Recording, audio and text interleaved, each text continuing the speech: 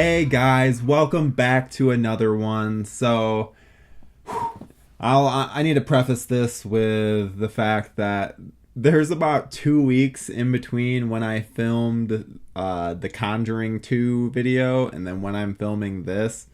It's just like, it's how it worked out. I wasn't able to film for that amount of time. So I was really wanting to do all these like back to back. And so because of that, I'm not. It also means that I watched Annabelle Creation 2 weeks ago, and I'm not quite as fresh with it because I didn't want to rewatch it again and then just, I don't know. I felt like I had most of the points down, but because of that, I might have to edit out some like moments of silence where I'm just trying to think of what happened. So just be ready for that. Doesn't really affect you guys at all. It just means that I got to do a little more editing with this, which, you know, is kind of not the point of these franchise chats, but that's okay. Because guess what? We're off to the races now. We're good to go. We got Annabelle Creation here. We're all set. So yeah, let's get into it. So I don't think that anyone was expecting a sequel to Annabelle.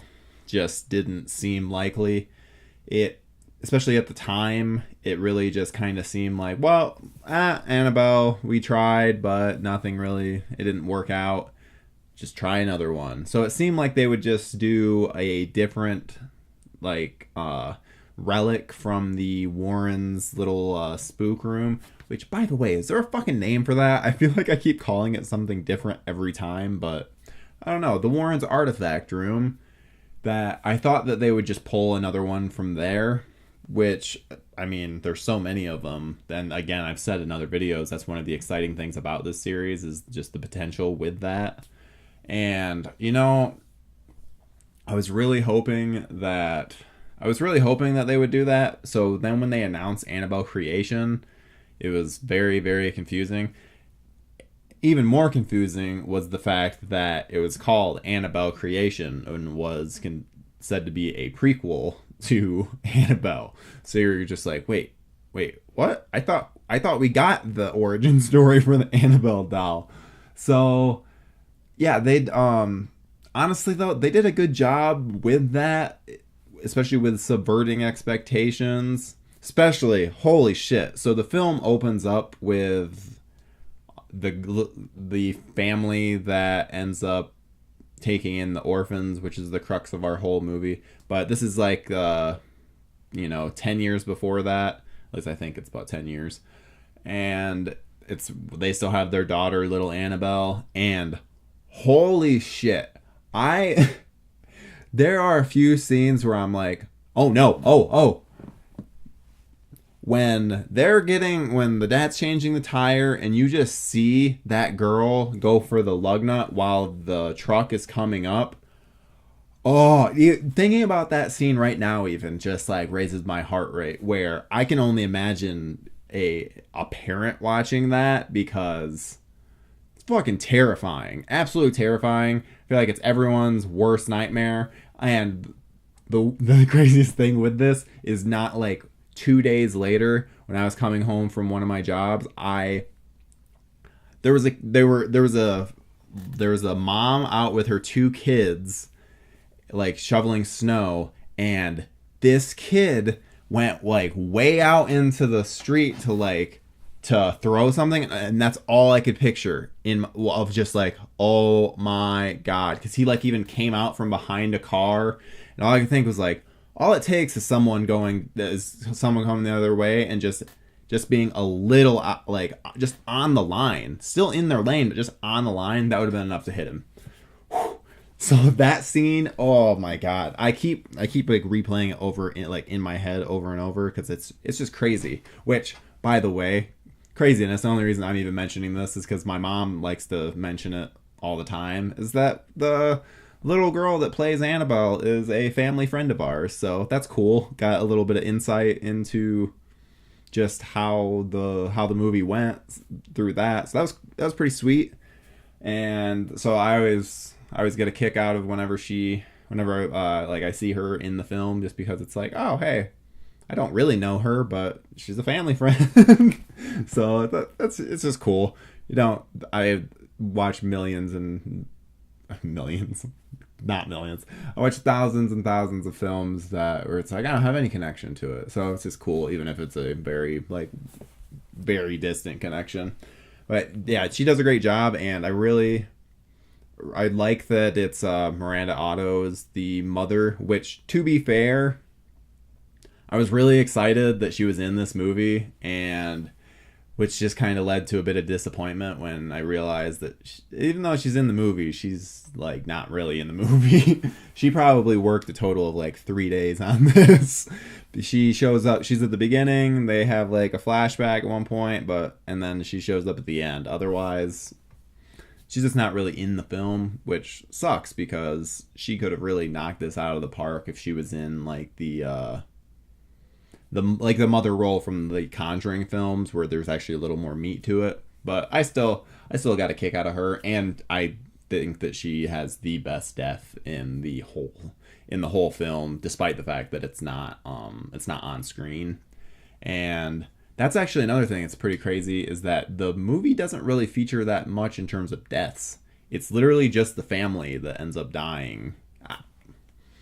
Okay, I can't really get into it because it would be pretty intense spoilers. So I'll just say, yeah, the family is the only ones that die, in quotes. And which, I don't know, I thought that was a cool, interesting little dynamic, because usually the family's safe, like in a film like this. So that was cool that it subverted expectations a bit. So I guess I should say that right from the start, they're trying to establish that this is telling a different story of the Annabelle doll, because I think they mentioned, even in the first film, they mentioned something of this where it's like so and so's daughter. At least I know that they referenced this story in Annabelle. So it's cool that they expanded on this, which again, I'm fairly certain that the third Annabelle film is supposed to be finally about the like haunting that happened, that they show at the beginning of the first Conjuring, and they show at the beginning of the first Annabelle. I'm pretty sure that the third Annabelle is finally going to be about that, which is cool. But it also means that like the order of the Annabelle films are so like all over the place, because it means that chronologically the first film is the last chronologically, like ignoring Conjuring films. Creation is the first, and then the third one, whichever they're going to call Annabelle 3, is the middle film. Like, there's just so much like moving around, and honestly though, it works. It works well. It works really well. Really, really, really well. And I really like the story itself, because what you're essentially getting is a family lost their daughter. They've essentially been hermits, and they're finally getting to get, I don't know, they're inviting these orphans into their house so that then they're able to have the family that they had before, just in terms of the hole that their daughter leaving has like left in their hearts. And so it's cool to see, like, because it makes sense as to why they would take in these orphans, because obviously if they're trying to tell this story of the orphans being having the doll go after them, it's hard to do that when you're just like, why would these people ask them to come anyway? So I don't know, it was cool because it was able to make, there's reasoning for why those kids would be with with that family. So I like that. Though the one thing that I didn't really enjoy was, and it's just because of the fact that it's just very stereotypical, which, I mean, stereotypes are stereotypes for a reason, and I always try and like lean into that like in my own writing, so it's hard to criticize when it's simply when the writer's clearly trying to do it to try and subvert what you are thinking is going to happen. Because so they make it so our two leads, played by should be Lulu Wilson and Talitha Bateman. Can't remember their character names, but they're kind of like the outcasts, and the other orphans kind of make fun of them and just like aren't into them. Where that came off as a little like cruel and just a little odd, but they give reason to it all. Like the girls are like the girls that are giving shit to Lulu and Talitha. They're normal girls, and Talitha is in a like she is in a wheelchair essentially, so she can't move, and Lulu is just an odd duck. Like she's just like weird in this. Clearly has some social issues, which as someone that has like social issues, I'm like, yeah, like this, all of this makes sense. Like, yeah, you get I don't I'm trying to really give them some leeway with this, because it didn't annoy me that much, but it annoyed me enough that I should mention it. But they did a good job in that it didn't turn into them being cruel. It was more or less presented like, oh no, these are just the outcasts and they're not like really friends with this group, so why would, like, the prime example I can think is when Lulu's looking in the rooms to try and find a room for her and Talitha, and I wish I knew how to fucking say her name. I'm just gonna call her Tally. Tally's such a... I had an issue with the name Talitha when I looked this up, because I'm like, what the hell kind of a name is that? Now that I think of the nickname Tally, I actually kind of like Talitha. Talitha? Maybe, it's got to be Talitha, right? Talitha sounds like my like most generic white boy kind of way of pronouncing things, so I'm gonna say that that's probably not right.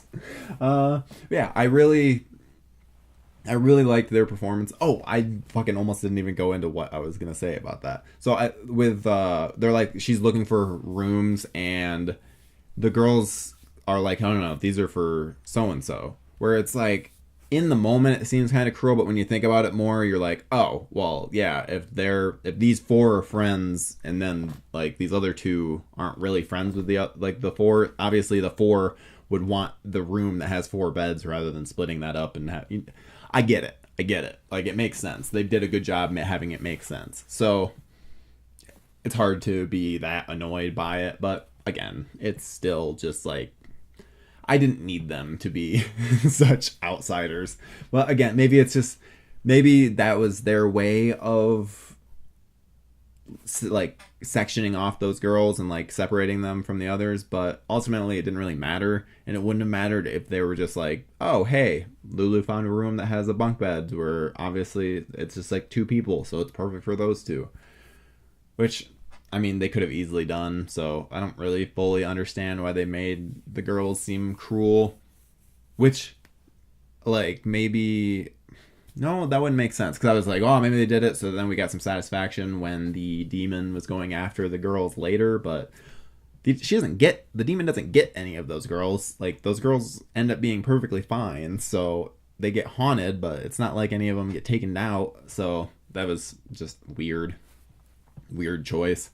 But yeah, let's see. I really got a kick out of the desert setting. That was... I like the sense of isolation that it gave the film, because especially once the father died, because he was killed, I think he broke his neck, was killed by the demon. Once he...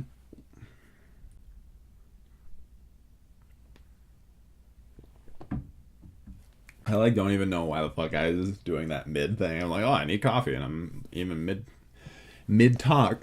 Whatever. These things are just all over the place. It's been like 2 weeks since I filmed, so I just can't. I don't have my shit together. Sorry, guys. Don't have my shit together. I'll try and get it together, but we'll see. Oh, and by the way, I'm a little bit of inside baseball. I'm gonna watch The Nun directly after I record this, so I'm like super antsy because I've been waiting. Like I've had time to watch something, but I haven't had time to film, and I really wanted to watch the Nun and then film. So I'm so excited. But that's not what we're talking about. We're still on Annabelle creation. So I just keep getting fucking distracted. So the desert setting, both like again the isolation once the father gets killed, it's cool to because you're like, oh, what's gonna happen? The mom doesn't have control of the situation. She can't even get out of fucking bed. The nun who's like watching over the girls, like she's still. It's not like it's her house, so she's still in foreign land essentially, and so it just makes things like a lot more tense, and where you're just like, there's no hope, no, because you don't even see neighbors. It just seems like hills and just desert. You don't think that there's it just doesn't seem to be life at all, which again it makes it look cool. I just like it. I like it's similar to how just The Hills Have Eyes, how the color palette just has this draining feel, and just it just works so well for a horror movie that it made me want another, like I want to see like a bunch of different kind of horror films just made at that house because like it's just the perfect horror house, and I love the scenery around it. And I don't know if the well was like I don't know, just the well scene.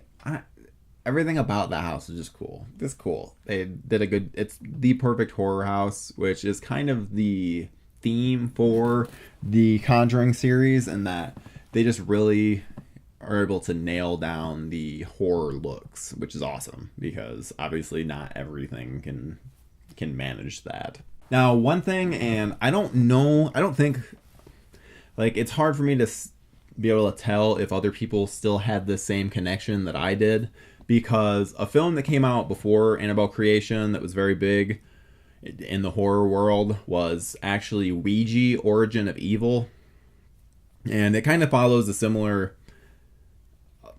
track as Annabelle Creation in that it's a sequel to a film that not many people were into, and it kind of the sequel kind of retconned things and fixed what they fucked up in the first one, but it still was faithful to the first.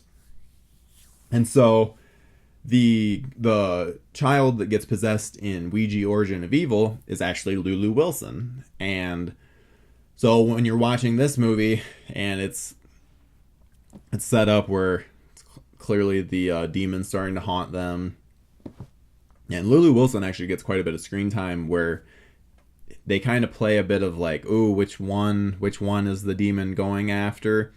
And all I could think was like, oh, well, we've already seen Lulu Wilson fucking knock it out of the park doing this in Ouija, so it would suck if she was typecast just being the possessed girl, but it would still work out. However, what they did, they ended up fucking flipping it on its head, and she ended up not being the one that got possessed, and she was the one that had to help her friend be unpossessed, however the fuck you phrase that where it makes sense. And I liked that. It was cool. It's one of those things where I don't even know if other people will make the connection or even care, but I liked that subversion because they could have easily just cast Lulu Wilson in the possessed girl role just because of how well she did. But it was just cool getting to see she kind of got to flex a little bit different muscle than in Ouija, so that was just cool to see. And because that girl's fucking, she does phenomenal work, where I'm really hoping that her great acting translates, and it's not like a Chloe Grace Moretz situation where it's like, oh, great child actor, not so great grown-up actor. So, I hope that she's just a genuinely good actor, not just her style works for kid roles.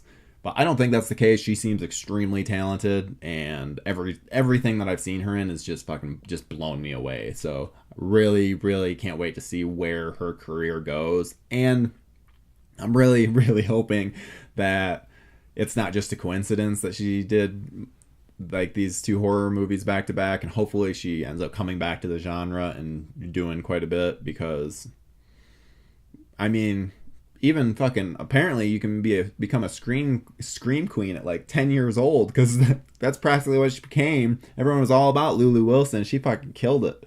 And again, just great job in this role. So yeah, let's orphans show up, Annabelle doll. Okay, so one thing I really thought was cool was how the Annabelle doll, because they're once it's introduced, you're like, wait, why the fuck is this Annabelle doll around? And then it starts being revealed that the family they were tricked by a demon into thinking that it was their little Annabelle, and so they gave it permission to enter this doll, but instead they found out it's a demon, and they can't get rid of the demon, but they were able to put it in a closet with all these fucking Bible verses and shit on the walls around it. That was able to like keep it in place, which I thought was cool. I like when possession and ghost movies just use the Bible almost as like armor. I get a kick out of that, because obviously possession films are very, I don't know, Catholic based usually. And so it was cool to see. And yeah, let's see. We didn't really get much. I was glad that we didn't get like a reverend role. There was a reverend in it, but it's more in like the flashbacks, and he's essentially just there to bless the room that the Annabelle doll is going to be placed into. So I was glad that we didn't get another. I don't know. I thought the priest in the first Annabelle was the worst aspect of it, just because he didn't really play much of a role. He was just kind of there. And yeah, so that didn't appeal to me, which, I mean, maybe it appealed to you, maybe you liked it, but it just, I don't know, it wasn't my thing. And I also liked that the demon that it targeted a quote unquote the weak girl, just because obviously with her she can't move, and she can't move her legs, and so that just makes her a much easier target. So I liked that, though. I'm real curious. I don't get. So the demon, essentially, Tally's character. Like I went to the Tally because I don't know what the fuck. Anyway, Tally's character essentially is murdered. She's lost to the demon. The demon has taken over her body, which then apparently means that the demon can use her legs, and she's not like unable to move anymore, which is again just a weird aspect. But the best thing about this, the whole film, the whole movie is serving as a retcon to show that the family. Okay, so at the beginning of the first Annabelle, we have this great scene where the neighbors are murdered, and Mia's husband John goes across to like check on him. And so the whole thing that this movie is setting up is that family adopted Tally, the demon possessed Tally. So, and her name is Annabelle. So it like makes sense as to why the doll showed up for Mia, because it was sent there by Tally, because she knew that she was going to be able to do this blood ritual or whatever in order to then become oh god, it's so convoluted, but I swear it works. It really works with what they're trying to do, because clearly they didn't like what the first Annabelle had set up, and so because it does make it seem where it's like, oh, so it's just like this random group, so it kind of gives a little more reason to that, which I liked. It made it so it didn't seem like these cultists are just fucking just crazy cultists at the height of all the Manson hysteria. Instead, it's like, oh no, this is the demon in this girl, where clearly its entire life has just been setting up trying to get this one moment. So I like that. That was cool. Though it also, the one issue slash, I mean, I guess they could explain this away in the third film, but in the first movie they mentioned something about how this cult has like 40 members, but like it doesn't why would there be 40 members if this is the plan? Like, it made sense in the first Annabelle because it just seemed like, okay, this is a cult and this is just a random thing, they're like a more of a random occurrence. But with this being like, oh, this is the whole setup, if there was 40 members in that cult, they would be there. Like, there would be more than just the two of them. Like, definitely be more than that. So that aspect is just something that I think it was just, they're clearly trying to retcon so much, and that was just a detail that it doesn't matter. It obviously doesn't, because you can explain it away of just being like, oh, well, the news stories and all of the newsmen were just speculating about there being like 40 members. So again, it can be explained away, so whatever. But yeah, either way, Annabelle Creation, fucking awesome movie. I think I did a decent job still remembering everything. I was a little concerned. I was like, should I rewatch the film even though I just watched it? I think that this still did fine. I still was able to talk about everything. I managed, I guess. So yeah, that's really all for this week, because next week we have the big one, the one that I have been both excited and dreading, because I already know that this is going to be real shitty, but is it going to be shitty enough that I really get a kick out of it like I do with some So Bad It's Good movies, or is this just going to be middle ground, like eh? Unfortunately, I've heard more of the latter category, so I don't really have such high expectations, but that's okay, because we're coming off of two of the best films in the series, and yeah, that's it for Annabelle Creation. I really hoping that the third Annabelle follows along more with Creation than what the first one set up, because yeah, Creation's just a fantastic movie, well acted, well shot, just well done all around. So yeah, that's all for this week. I hope that you have enjoyed, and we only got one more week left of The Conjuring, so well, I don't know what franchise is going to be next, but I guess we'll have to wait and see. We'll see you next week, guys. Hey, guys, make sure to comment, like, subscribe, all that good stuff. And look, I even have a new ending finally. Holy crap, it took forever. And I'm just saying random stuff that I don't need to be saying. Oh well. And end.